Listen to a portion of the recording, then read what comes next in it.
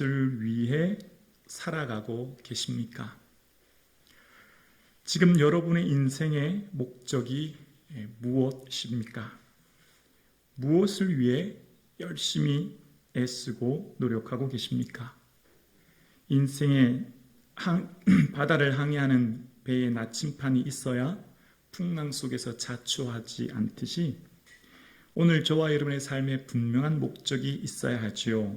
왜냐하면 살아갈 이유가 없는 인생이야말로 가장 불행한 인생이기 때문에 그렇습니다. 그런데요, 이것은 일반적인 사람들의 질문이고요. 이 질문의 결말은 노년의 결말의 열매를 보게 되죠. 자, 그런데 다시 한번 질문해 볼게요. 성도에게는 이렇게 질문해야 되죠. 여러분, 예수님의 기쁨을 위해 무엇을 추구하고 계십니까? 예수님의 기쁨을 위해 어떤 목적을 가지고 살아가고 계십니까? 예수님 기뻐하는 일들 위해 구체적으로 내 삶에 무엇을 결단하며 살아가십니까? 이 고백의 결실은 하나님 앞에 설 때, 그리스도의 심판대 앞에 설 때 그 열매를 보게 됩니다. 모든 사람들은 더 행복해지기 원합니다. 더 풍요롭고 더 나은 삶을 살아가기 원합니다. 그런데요, 반대의 인생을 살아가는 사람들이 있습니다. 더 풍요롭고 더 행복하고 더 나은 삶이 아니라 반대로 더 힘들고 어려운 길을 걸어갔던 사람들, 예수님의 기쁨을 위해 자신을 드렸던 사람들, 바로 선교사님들이었죠. 약 130년 전인 1885년 4월 5일 부활주일에 제물포항에 첫 발을 내디딘 아펜셀러 부부와 함께 도착한 한 청년이 있습니다. 26살 된 청년, 바로 언더우드였죠. 그는 그의 마음을 알 수 있는 대목이 정연이의 소설 양아진이라고 하는 글에서 알 수 있는데요. 이런 내용이 있습니다. 지금은 아무것도 보이지 않습니다. 주님, 메마르고 가난한 땅, 나무 한 그루 청청하고 시원하게 자라오르지 못하고 있는 땅에 저희들을 옮겨와 앉아 있습니다. 그 넓고 넓은 태평양을 어떻게 건너왔는지 그 사실이 기적입니다. 주께서 붙잡아 뚝 떨어뜨려 놓으신 듯한 이곳, 지금은 아무것도 보이지 않습니다. 조선의 마음이 보이지 않습니다. 그리고 저희가 하게 될 일이 어떤 것인지, 그 일이 어떻게 나타나게 될는지 조금도 보이지 않습니다. 그러나 주님, 순종하겠습니다. 130년 전에 먼 타지의 땅 조선에 도착한 언더우드의 마음을 엿볼 수 있는 대목입니다. 오늘날 우리가 아프리카 오지에 떨어뜨려 놓아 선교하라고 하는 상황과 똑같지 않겠습니까? 아무것도 보이지 않고 희망을 바라볼 수 없는 황무지 그 자체가 130년 전 이 땅 조선이었을 것입니다. 더 행복한 인생을 쫓기보다 오히려 반대의 인생을 살아갔던 사람, 그 선교사님들, 왜 그랬습니까? 인생의 목적이 분명했기 때문이죠. 아니요, 좀 더 살펴보면 예수님이 기뻐하는 일을 위해 인생의 목적이 분명했기 때문입니다. 그래서 사람들이 가는 방향, 사람들이 추구하는 것들 쫓아 살지 않고 예수님이 기뻐한다면 사람들과 반대 방향으로 걸어가고 그것을 향해 추구했던 사람들, 그 사람들이 바로 선교사님들이었고, 그들의 순종은 고난의 길이었고 십자가의 길이었습니다. 그런데 130년 전 그 한 사람의 청년의 헌신의 씨앗이 오늘날 이 땅 대한민국의 놀라운 결과로 우리는 그 열매를 바라보고 있습니다. 하나님이 부르시는 한 사람, 그 부르심에 순종했던 그 한 청년을 통해 하나님의 놀라운 역사를 이루셨듯이 오늘도 주님은 부르고 찾고 계십니다. 나를 위해 함께 십자가의 길을 가자고 주님이 여러분을 초대하고 계십니다. 그 부르심에 순종하여 하나님의 놀라운 영광을 누리는 저와 여러분 되기를 예수님의 이름으로 축복합니다. 예수님이 이 땅에 오셔서 하신 가장 첫 번째 사역은 사람을 세우는 거였습니다. 회개하라 천국이 가까웠다 선포하신 이후에 바로 하신 사역이 제자 부르는 사역이었거든요. 그래서 첫 번째 제자가 베드로였잖아요. 그래서 사람 낚는 어부가 되리라, 자기를 부인하고 내 십자가에 져야 된다, 이렇게 말씀하셨어요. 그런데 공간복음을 보면 베드로는 예수님의 말씀을 정확하게 이해를 잘 못한 것 같아요. 초기에 베드로는. 그러니까 베드로가 배와 그물을 버들어 두고 주님을 쫓습니다. 그때 상황을 한번 생각해 보았습니다. 아내도 있고 장모도 있고 장모님도 있고 자녀도 있습니다. 가족들이 아마 만류했을 것입니다. 아니 이게 무슨 일이냐고, 우리를 내버려 두고 가면 우리 이제 어떻게 사냐고, 아마 가족들이 아마 큰 일이 일어났을 거예요, 집안에. 그런데 베드로는 뿌리치고 갑니다. 근데 저는 그 베드로가 뿌리치고 간 이유가 복음서를 보면 이런 이유가 있었다고 생각해요. 지금은 투자하는 것이다. 예수님을 위해 큰 투자하면 이후에 크게 한몫 벌어서 큰 부자가 되거나 큰 권력을 얻어서 내가 돌아올 거야. 그러면 지금은 고기나 잡고 그냥 살던 인생, 내 아이들, 내 자녀들이 놀랍게 내가 이 많은 부와 권력을 가지고 놀랄 거야 라고 하는 그 부푼 꿈과 희망이 있었을 것이라 생각합니다. 왜 그렇게 추측하게 됐냐면 베드로가 예수님을 쫓을 때 그런 말을 해요. 보소서, 우리가 모든 것을 버리고 주를 따라 싸운즉 그런즉 우리가 무엇을 얻으리까? 마태복음 19장 27절에 보면 우리가 배와 그물 버려두고 예수님 따라서 모든 희생과 헌신을 했으니 이제는 우리가 뭘 얻을 수 있는지 말해 주십시오 라고 이야기하거든요. 그러니까 베드로가 지금 전적으로 헌신하는 이유는 그가 세상적인 부나 명예 같은 세상적으로 보여지는 복들을 추구했던 베드로의 모습을 알 수 있는 거예요.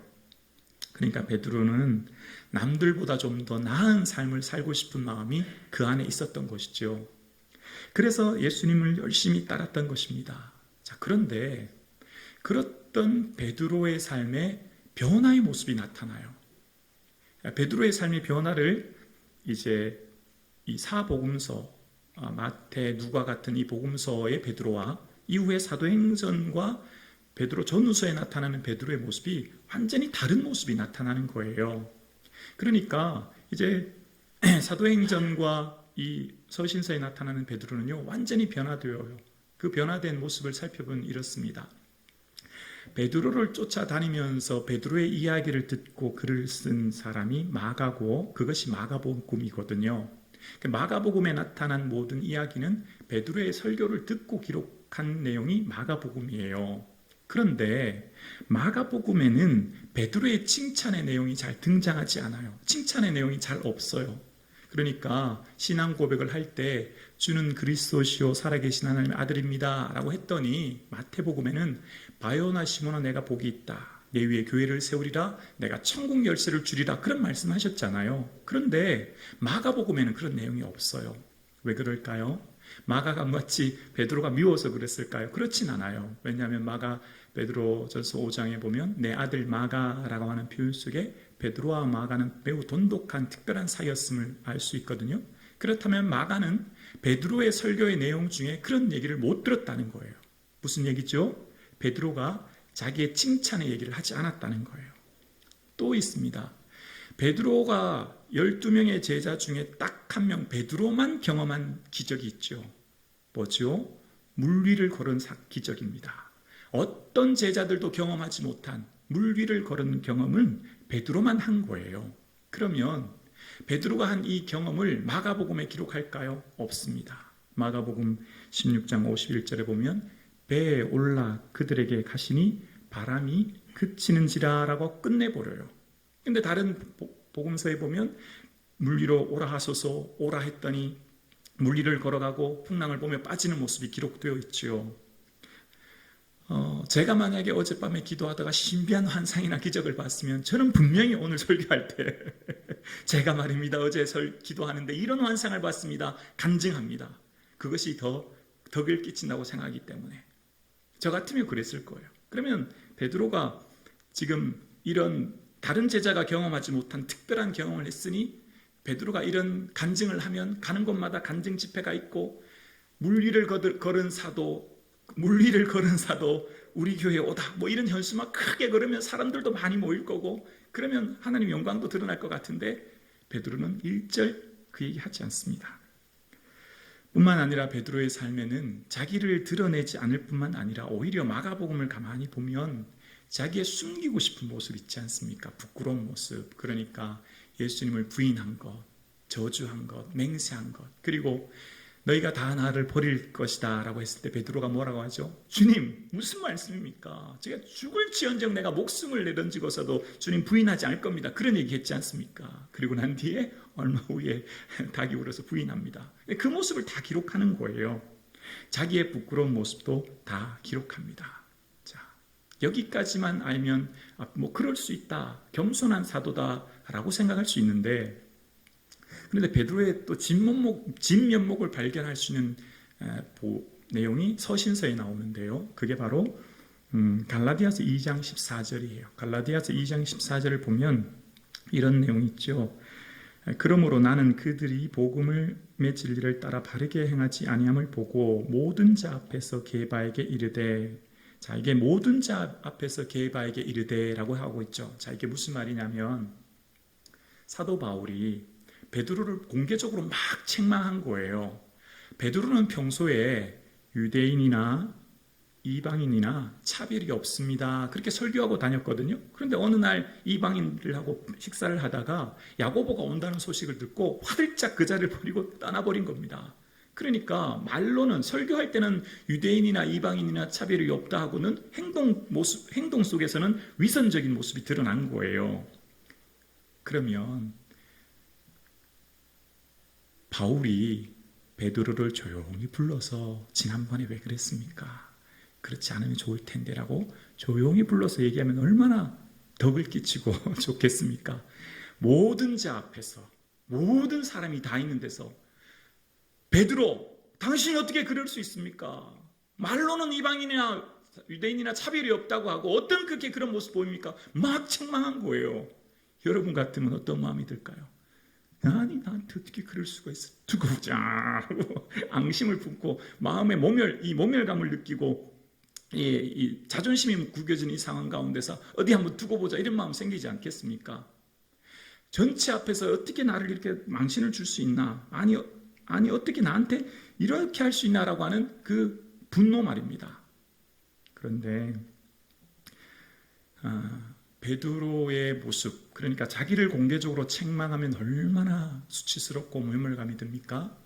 그런데 베드로는요, 오히려 오늘 베드로 이 후서를 읽으면 사도 바울을 높여줍니다. 높여준다는 건 뭐죠? 이미 용서했다는 거예요. 뿐만 아니라 이 베드로를 품는 거예요. 베드로후서 3장 15절에 보면 이렇게 이야기합니다. 우리가 사랑하는 형제 바울도 그 받은 지혜대로 너희에게 이같이 썼고, 16절입니다. 그 중에 알기 어려운 것이 더러 있으니 라고 이야기합니다. 무슨 말이죠? 사도 바울 그는 내가 알지 못하는 신비한 지식까지 가지고 있는 위대한 사도입니다. 내가 미처 알지 못하는 지식을 가지고 있는 능력의 종입니다. 사도 바울을 세워주는 거예요. 여러분 같으면 어떻겠습니까? 어디 한번 두고 보자고 한번 나무랄 기회만 찾지 않겠습니까? 그런데 베드로는 오히려 사도 바울을 높여줍니다. 오히려 자신을 책망하고 모멸감을 주었던 베드로를 그 중에 알기 어려운 것이 더러 있으니 라고 하며 서신서를 쓸 때 그 내용 마지막 3장에 사도 바울을 높여주는 모습을 발견하게 되어요. 예수 믿는 게 뭘까요? 예수 잘 믿는 게 뭘까요? 오늘날 교회들이 왜 어려움에 처해질까요? 왜 교회들이 갈등과 분열과 어려움으로 하나님 영광 가리울까요? 그 깊숙한 내면의 뿌리에는 자존심이란 게 있거든요. 그 깊숙한 내면에는 내게 상처 줬다고 하는 사람 용서하지 못하는 게 담겨져 있거든요. 그러니까 어쩌면 오늘날 교회가 어려워지고 힘든 것은 그 깊숙한 내면에 치유되지 않은 상처, 내게 받은 이 상대적인 아픔이 해결되지 않으므로 내가 그를 용서하지 못하고 품지 못하는 문제가 있기에 오늘날 교회들이 문제가 있는 것을 보게 되어요. 뿐만 아니라 자존심 상하면 한국 사람은 천국도 안 간다고 하지 않습니까? 얼마나 자존심이 중요한지 몰라요. 내 자존심 한번 건드리면 그 사람은 용서하지 못합니다. 그런데 베드로는 모든 것을 다 용서하고 포용하고 그뿐입니까? 사도 바울을 높여줍니다. 그는 나와 다른 사도라고, 알기 어려운 것이 들어있다고, 그는 내가 알지 못하는 지식을 가졌다고 세우십니다. 어떻게 그럴 수 있을까요? 베드로의 삶을 전체적으로 살펴보면서 베드로의 전후의 모습에 결정적인 계기가 있습니다. 뭘까요? 마음을 같이하여 오로지 기도에 힘썼고, 그래서 다 성령의 충만을 받을 그때 베드로가 성령의 충만한 은혜를 받은 것이죠. 그래서 이제 내가 예수님을 위해 무엇을 얻기를 위해 예수님을 따랐던 베드로가 이제는 예수님을 위해 내가 드리기로 다짐합니다. 예수님을 통해 내가 이 땅에 더 많은 부와 명예와 행복을 추구했던 베드로가 이제는 나를 부인하고 내가 예수님의 기쁨을 위해 내게 주어진 십자가 지기로 결단합니다. 베드로의 삶에 나도 나의 장막에서 벗어날 것이 임박한 줄 알미라 베드로후서 1장 14절에 얘기합니다. 네로 황제의 박해가 있고 그 박해가 있을 네로 황제의 박해로 인한 로마 대화재 사건으로 베드로가 순교하거든요. 근데 그것을 직감합니다. 어떻게 알게 되었죠? 내가 젊어서는 스스로 띠뛰고 원하는 것을 다녔으나 늙어서는 내 팔을 벌리리니 남이 내게 띠띠우고 원하지 않은 곳으로 데려가리라 라고 하는 예수님의 말씀이었습니다. 베드로에게 주신 사명이죠. 그러니까 베드로가 성령의 충만함을 받지 못할 때, 그러니까 이 요한복음에 보면 주여 이 사람은 어떻게 되겠습니까? 라고 질문하지요. 비교하는 겁니다. 왜 나만 이 고난밖에 안 나는 거지요? 그럴 때 주님이 그를 머무게 할지라도 내게 무슨 상관이 있겠느냐? 너는 나를 따르라고 이야기합니다. 성령의 충만한 임재와 능력을 받게 되면 더 이상 너와 나를 비교하지 않아요. 타인과 나를 비교하지 않아요. 자유하게 됩니다. 내게 주신 사명이 얼마나 존귀한지를 알게 되기 때문에 다른 사람 보면서 불평하거나 원망하는 게 아니라 내게 주신 이 사명이 얼마나 가치 있는가를 알기에 주님께 감사하게 됩니다. 남들이 알아주지 않아도 괜찮아요. 남들이 좀 몰라줘도 괜찮아요. 남들이 내 아는 일, 내 많은 수고 다 기억하지 않아도 괜찮습니다. 누구만 알면 되죠? 예수님만 알면 되는 거예요. 예수님만 기억하면 되는 거예요. 내가 무리를 걸었든 내가 무슨 능력을 행했든 그거 사람들 몰라줘도 괜찮아요. 나는 그저 예수님이 내 마음 알아주시고 내 삶의 목적은 오직 어떻게 하면 예수님이 더 기뻐하실까? 예수님을 보여주는 베드로, 예수님을 나타내는 베드로. 나는 죽고 내 허물, 내 모든 것 사라지고 예수님 드러내는 베드로의 삶을 살아요.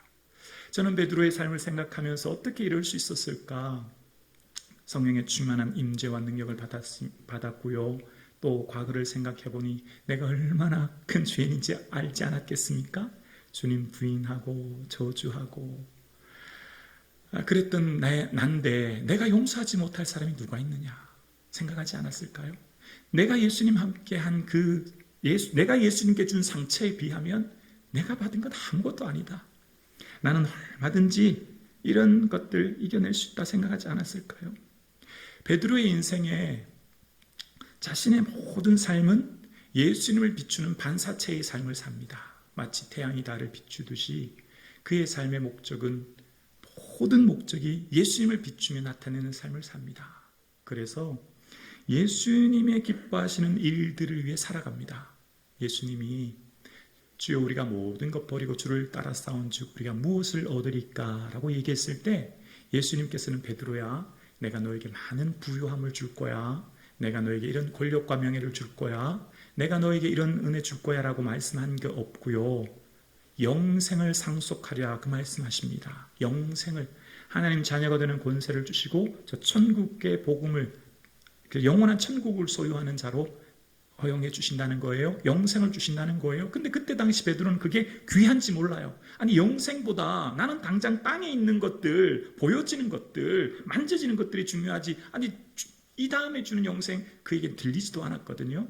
그런데 성령의 충만한 은혜를 받고 보니 이 영생이 얼마나 귀한지를 알게 되었어요. 그래서 베드로의 서신서에 보면 금보다 더 귀한 이런 표현이 등장해요. 금보다 더 귀한 믿음이란 표현. 그러니까 이 땅에서 가장 가치 있는 것이 금인데 그게 사실은 가치 있는 게 아님을 알게 됐죠. 정말 가치 있는 게 뭔지 알게 되었죠. 금이 가치 있는 게 아니라 믿음이 가치 있다고 하는 것을. 그것은 왜요? 유통기한이 있거든요. 이 땅에 가치 있는 것은 다 유통기한이 있거든요. 얼마죠? 100년이요. 이 땅을 살 동안이요. 그래서 베드로는 그의 서신서를 쓸 때 베드로 후서에 썩지 않고 더럽지 않고 쇠하지 않은 유업을 잊게 하신다라고 고백합니다. 썩지 않고 더럽지 않고 낡지 않은 영원한 유업이 뭐죠? 하나님 자녀되는 권세요. 믿음을 통해 받은 구원의 은혜임을 알게 되어집니다. 그래서 내 인생의 목적이 예수 그리스도가 되고 정말 가치 있는 것은 믿음임을 알게 되어요. 그래서 믿음의 결국 곧 영혼을 얻음이라고 베드로후서에 고백합니다. 믿음을 통해 구원 얻는 것보다 더 가치 있는 것이 이 땅에 없다. 이것보다 더 가치 있는 일은 아무것도 없다. 오직 예수 믿고 구원 얻어 하나님 나라에서 설 날을 바라보는 인생. 그래서 베드로후서에 보면 그리스도에 나타나실 때 너희에게 주실 은혜를 바라보라라고 많이 반복하죠. 베드로의 인생의 가장 중요한 것은요, 주님 앞에 설 날이에요. 주님 앞에 설 칭찬과 영광과 존귀를 바라보아요. 주님 칭찬을 그는 사모해요. 사람 칭찬 말고요. 사람들 영광 말고요. 주님 칭찬 바라보고 베드로는 달려가는 거예요. 오늘 사랑하는 성북중앙 가족 여러분, 예수님 칭찬받는 저와 여러분 되기를 주의 이름으로 축원합니다. 저 하나님 나라의 영광 사모하는 저와 여러분 되어지기를 주의 이름으로 축원합니다. 이 땅의 것들은 다 유한합니다. 잠시 잠깐 오면 사라질 겁니다. 그래서 꽃잎처럼 사라질 우리의 인생, 그 이러한 인생 가운데 정말 가치 있는 일이 무엇인가를 베드로 전후서에 기록하면서 이제 얼마 후 네로 황제의 극심한 박해로 말미암아 고난받을 소아시아 교회를 향해 본도, 갈라디아, 갑바도기아, 아시아와 비두니아에 흩어져서 고난당하는 성도들에게 이제 곧 닥칠 고난이 무엇인지를 설명할 때 너희가 여러 가지 시험을 받아 잠깐 근심되지 않을 수 없으나 오히려 크게 기뻐하는도다. 여러분 이제 로마로부터 정부로부터 수많은 압박과 박해를 고난을 받을 것입니다. 여러 가지 많은 시험이 여러분을 괴롭게 할 것입니다. 그런데 기억하십시오. 그 시험은 오히려 하나님 앞에 크게 기뻐할 영광이 될 것입니다. 여러분 가운데 가진 금보다 더 귀한 믿음 놓치지 마십시오. 그 믿음이 여러분을 살릴 것이며 그 믿음이 여러분의 영광이 될 것입니다. 여러분 기뻐하십시오라고 편지하고 있습니다. 오늘 사랑하는 성북중앙 가족 여러분 삶 가운데 보여지고 만져지지 않은 것들 다 신앙생활 하는데 주님 저는 왜 이런 삶을 삽니까? 원망이 나오십니까? 주님 나는 왜 이런 십자가 지게 하십니까? 불평이 나오십니까? 아니요. 이 십자가는 내게 주신 특별한 은혜요 사명입니다. 그래서 베드로는 고백하죠. 하나님의 뜻을 따라 육체의 남은 때를 살게 하려 함이라. 이제 나의 남은 때 얼마 남지 않았으나 이 남은 때 오직 주의 영광 위에 살리라 다짐하며 육체의 정욕을 제어하며 나그네로 있는 이 땅의 삶을 두려움으로 살아갑니다. 어떻게 하면 주를 더 기쁘시게 할까 노심초사 살아갑니다. 130년 전 미국에는 수많은 청년들이 있었지만 26살 된 한 명의 청년이 주의 부르심에 내가 누구를 보내며 누가 우리를 위해 갈고 말하시는 주의 음성에 주님 제가 가겠습니다. 부르심에 응답했던 한 청년. 그는 많은 사람들이 쫓아 행하는 더 큰 행복과 더 큰 부요와 더 큰 복을 쫓아가지 않고 반대 방향으로 미지의 땅 조선을 향해 왔고 그래서 그 열매로 오늘 우리는 살고 있습니다. 비록 주님께 순종하는 길이 고난일 수 있습니다. 주님께 순종하는 그 길이 가시밭길일 수도 있습니다. 그런데요, 그 고난과 가시밭길의 끝은 주의 주시는 영광임을 바라볼 수 있기를 주의 이름으로 축원합니다. 세상 사람들의 인생의 목적은 더 좋은 것, 더 많은 것, 더 풍요로운 것을 향해 쫓아가지만 오늘 우리의 목적은 예수님 기뻐하는 일이라면 비록 힘들고 어려워도 내게 주어진 십자가 묵묵히 지고 가시밭길 골짜기를 걸어갈 수 있는 힘과 지혜가 있기를 주의 이름으로 축원합니다. 그래서 베드로의 인생에 그 고백하죠. 우리 주 예수 그리스도를 아는 은혜와 지식에 자라가라. 주를 아는 지식이 자라가야 합니다. 어렸을 때 가졌던 그 신앙의 믿음에서 자라가 우리 영적인 신앙이 깊이가 넓이가 더해져야 합니다. 과거에 처음 초신자 때는 주님께 그저 많은 것을 받고 많은 것을 얻어 모든 것을 인하여 주님을 통하여서 뭔가 얻기 위해 신앙생활을 했다면 이제 우리의 믿음과 신앙이 자라 주님을 위해 내가 뭘 드릴지 주의 기쁨을 위해 내가 어떤 삶을 살아야 될지를 생각하며 주님 기뻐하시는 일이라면 내 십자가를 지는 삶, 그 삶이 저와 여러분에게 있기를 예수님의 이름으로 축복합니다. 다시 한번 여러분에게 질문드립니다. 여러분은 예수님의 기쁨을 위해 무엇을 목적으로 삼고 살아가십니까? 내 인생의 가장 소중한 일이 무엇입니까? 기도드리겠습니다.